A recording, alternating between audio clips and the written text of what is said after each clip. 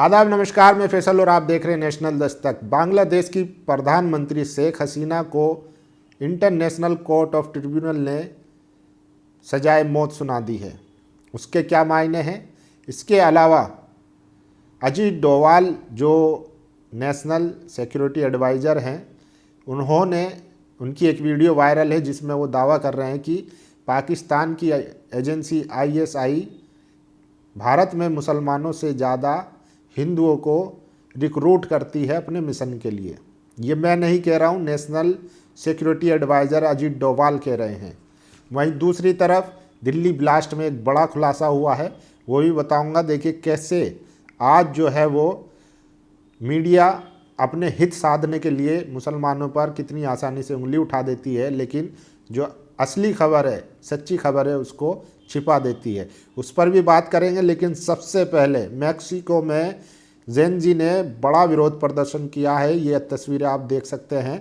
उमाशंकर सिंह हैं जो अंतर्राष्ट्रीय मामलों के जानकार हैं, पत्रकार हैं। उन्होंने ट्वीट किया है, मैक्सिको में जेन जी खड़े हो रहे हैं। ये देश की पहली पीढ़ी है जिनको लगता है कि उनकी पूरी सरकार कार्टेल के लिए काम करती है। तो आप देखिए और देखिए, मैक्सिको में जेन जी ने भयंकर बवाल काटा। इनका मानना है कि सरकार उनके लिए काम नहीं करती। सरकार और उसके नेता भ्रष्ट हैं, सिर्फ खुद के लिए और अपने भ्रष्ट साथियों के लिए काम होता है। तो मैक्सिको में बड़ा एक विरोध प्रदर्शन हुआ है जिसको जेन जी प्रदर्शन कहा जा रहा है। उसके पहले भी आपने देखा श्रीलंका में, नेपाल में जेन जी ने भारी विरोध प्रदर्शन किया। और देखिए बनारस में 64 साल का बुजुर्ग व्यक्ति शादी समारोह से 9 साल की बच्ची को चॉकलेट देने के बहाने बगल वाले गेस्ट हाउस में ले गया और गंदी हरकत की। आरोपी राजेश चौरसिया गिरफ्तार है।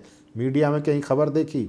वहीं दूसरी तरफ एक स्कूल में कुछ छात्रों ने पीने के पानी में पेशाब करके अपने साथियों को पिला दिया। उस पर मीडिया उनके नाम लिखता है, मुस्लिम लिखता है, लेकिन ये खबर गायब कर देता है। और देखिए किस तरीके से लगातार, ये देखिए, ये अजीत डोवाल हैं, नेशनल सिक्योरिटी एडवाइज़र, और ये कह रहे हैं कि ISI अपना जो इंडिया में मिशन करने के लिए मुस्लिम से ज़्यादा नॉन मुस्लिम का इस्तेमाल करती है, रिक्रूट करती है। और इसमें कोई संदेह नहीं है, एक पूरी फहरिस्त है। आप गूगल करेंगे, जासूसी के लिए पकड़े गए, उसमें आपको नाम दिख जाएंगे। DSP देवेंद्र याद है, DRDO के साइंटिस्ट याद हैं। तो ये देखिए, ये मीडिया नहीं दिखाएगा। और देखिए एक महत्वपूर्ण सूचना, पालघर में साधुओं की हत्या हुई थी। उस वक्त बीजेपी ने काशीनाथ चौधरी को मुख्य आरोपी बताया था। अब बीजेपी ने काशीनाथ चौधरी को पार्टी का सम्मानित सदस्य बना लिया है। सूचना समाप्त। तो बीजेपी ढूंढ ढूंढ कर ऐसे लोगों को लाती है। और देखिए गजब का अपराध बोध है। दुनिया के किसी देश में सरकार के खिलाफ चल रहे प्रदर्शन की रिपोर्ट करो तो भी ट्रोल पीछे छोड़ दिए जाते हैं। वे ऐसी खबर साझा करने की मंशा पर सवाल उठाते हैं। क्या जोक रही है? अरे इस देश में तुम्हारा कोई कुछ नहीं बिगाड़ सकता। होम कार लोन में डूबे मध्य वर्ग या फिर 5 किलो मुफ्त अनाज पर आश्रित 80 करोड़ लोगों का देश है ये। मज़े करो। तो देखिए लोग जो हैं, अगर कोई विदेशी खबर ट्वीट करता है तो उनको भी ट्रोल कर दिया जाता है। तो कहीं ना कहीं मन में डर है कि कहीं जो इतनी भारत में वोट चोरी और इतने तमाम बेरोजगारी मुद्दे हैं, कहीं भारत में भी लोग जो हैं वो प्रदर्शन ना करने लगे। और देखिए दिल्ली ब्लास्ट केस में बड़ा अपडेट हुआ है। 3 मुस्लिम डॉक्टर समेत 4 लोग बरी, NIA को नहीं मिले सबूत। दिल्ली ब्लास्ट में जो डॉक्टरों से पूछताछ की गई थी उसमें 3 डॉक्टरों को छोड़ दिया गया है क्योंकि उनके खिलाफ सबूत नहीं मिले हैं। लेकिन मीडिया ने क्या चलाया था, पूरा नेटवर्क और ये सब, इसीलिए कहते हैं कि सब्र कीजिए और जांच का इंतज़ार करिए। 10-10, 20-20 साल बाद भी लोग जो है अदालतों से छूटे हैं, लेकिन मीडिया जो है खुद अपने आप में कोर्ट जज बन जाता है और फैसला सुना देता है। वहीं प्रियंका शर्मा जो रोहतक की, हरियाणा की है, उसको छात्रा लिखता है और तमाम लोगों को आतंकी लिखता है। तो इससे भी मीडिया को बचना चाहिए। लेकिन बचेंगे कैसे? क्योंकि ये उनके एजेंडे में सूट बैठता है। इसलिए अशोक कुमार पांडे लिखते हैं, चलिए 4 लोग बरी हो गए जल्दी, वरना तो बिना सबूत के भी लोग 10 साल जेल में सड़ते रहते हैं। अशोक कुमार पांडे लिखते हैं। और देखिए दिल्ली में लाल किले के पास हुए ब्लास्ट मामले में हिरासत में लिए गए 3 डॉक्टर समेत 4 लोगों को रिहा कर दिया गया। जांच कर रहे अधिकारियों ने पाया मुख्य आरोपी डॉक्टर उमर उन नबी से इनका कोई ठोस संबंध नहीं मिला। रिहा किए गए लोगों में doctor Rehan, doctor Mohammad, doctor Mustaqeem और फर्टिलाइजर व्यापारी दिनेश सिंगला है। इन लोगों को हाल ही में हरियाणा के नूह में गिरफ्तार किया गया था। तो ये खबर अब मीडिया नहीं दिखाएगा क्योंकि ये उनके एजेंडे में सूट नहीं बैठता है। और देखिए, terror group doctor neighbour set cell phone fire after son pickup. तो जांच एजेंसियां जो गिरफ्तारियां कर रही थी उसमें एक जो इसके नेबर थे, जो अदील अहमद, जो एक संदिग्ध है जिनकी गिरफ्तारी हुई है, उनके जो नेबर थे उनके बेटे को भी पूछताछ के लिए उठाया गया। तो उन्होंने अपने आत्मसम्मान में अपने आप को आग लगा ली। ये बड़ी खबर है। और देखिए, फिरोजाबाद 112 पर फ़ोन कर खुद को लश्कर तैयबा का सदस्य बताया, हर घंटे बम ब्लास्ट करने की धमकी दी, पुलिस ने आकाश फौजदार को गिरफ्तार किया। तो देखिए, ये भी खबर है लेकिन ये भी मीडिया से गायब है। और सबसे ज़्यादा देखिए, ये हेमंत बिस्व शर्मा के खिलाफ असम में एक बड़ा प्रदर्शन हुआ है आदिवासियों की तरफ से, मशाल जुलूस। ये खबर भी मीडिया से गायब है क्योंकि ये भी उनके एजेंडे में नहीं बैठता। हेमंत बिस्व शर्मा लगातार पोलराइजेशन की पॉलिटिक्स कर रहे हैं क्योंकि उन्हें पता है जैसे ही वो चुनाव हारते हैं या सत्ता से जाते हैं उनकी जगह सीधे जेल होगी, क्योंकि उन पर कई जो है करप्शन के आरोप है। और देखिए, संदीप सिंह ने ऐलान किया है कि 30 मार्च को चुनाव आयोग के खिलाफ जंतर मंतर पर बड़ा वोट चोरी का प्रदर्शन होगा। तो ये भी बड़ी खबर है। 30 नवंबर को 12 बजे जंतर मंतर पर लोग जुटेंगे ताकि वोट चोरी के खिलाफ एक बड़ा विरोध प्रदर्शन कर सकें। और सबसे ज़्यादा वायरल देखिए, दिल्ली ब्लास्ट, टीआरएफ ने जारी किया पोस्टर, डॉक्टर उमर नबी को दी श्रद्धांजलि।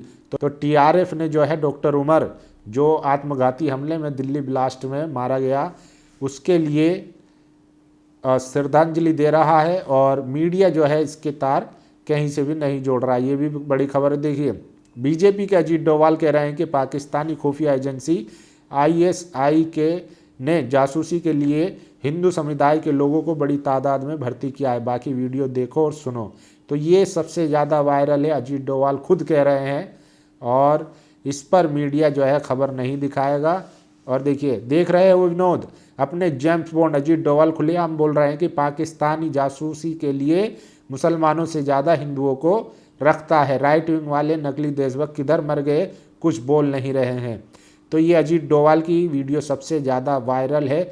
और देखिए, बांग्लादेश की इंटरनेशनल क्राइम ट्रिब्यूनल ने शेख हसीना को मानवता के खिलाफ अपराध का दोषी करार देते हुए मौत की सज़ा सुनाई है। तो शेख हसीना पर आरोप था कि उन्होंने छात्रों पर गोलियां चलवाई थी, जिसमें 6 छात्रों की जान चली गई थी, जिसके बाद इंटरनेशनल क्राइम ट्रिब्यूनल ने उनको सजाए मौत दी है। और देखिए, राष्ट्रीय सुरक्षा सलाहकार अजीत डोभाल कह रहे हैं कि पाकिस्तान जासूसी के लिए मुसलमानों से ज़्यादा हिंदुओं को रिक्रूट कर रहा है।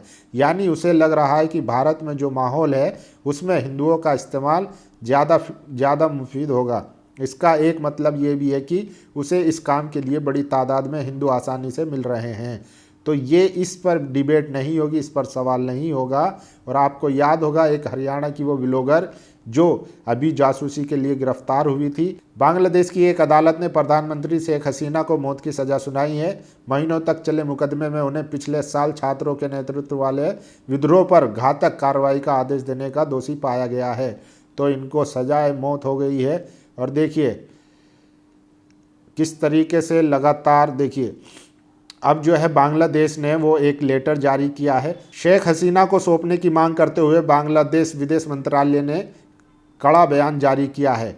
अंतर्राष्ट्रीय अपराध न्यायाधिकरण के आज के फैसले में फरार अभियुक्त शेख हसीना असदुज्जमा खां कमाल को जुलाई नरसंहार के लिए दोषी पाया गया है और सजा सुनाई गई है। मानवता के विरुद्ध अपराधों के दोषी इन व्यक्तियों को किसी भी दूसरे देश द्वारा शरण देना अत्यंत अमित्रतापूर्ण कार्य होगा और न्याय की अवमानना के समान होगा। हम भारत सरकार से आग्रह करते हैं कि वे इन दोनों दोषियों को बिना किसी देरी के तुरंत बांग्लादेशी अधिकारियों को सौंप दे। दोनों देशों के बीच मौजूदा प्रत्यर्पण संधि के अनुसार ये भारत का भी अनिवार्य कर्तव्य है। तो बांग्लादेश ने एक लेटर जारी कर शेख हसीना की वापसी की मांग की है। और देखिए किस तरीके से इसको समझिए कि ये भारत के लिए क्यों डेंजर साबित हो सकता है। क्रांति कुमार लिखते हैं, अमेरिका ने अफगानिस्तान, इराक, सीरिया और लीबिया में लाखों बेगुनाह नागरिकों को मरवा दिया। अफ्रीका के कई देशों में अमेरिका यूरोप हिंसा और गृह युद्ध भड़काने के लिए जिम्मेदार है। अमेरिका के राष्ट्रपतियों के खिलाफ इंटेरोगेशन क्रिमिनल ट्रिब्यूनल में कोई सुनवाई नहीं होती। बांग्लादेश की भूतपूर्व प्रधानमंत्री शेख हसीना को इंटरनेशनल क्रिमिनल ट्रिब्यूनल ने मौत की सज़ा सुनाई है।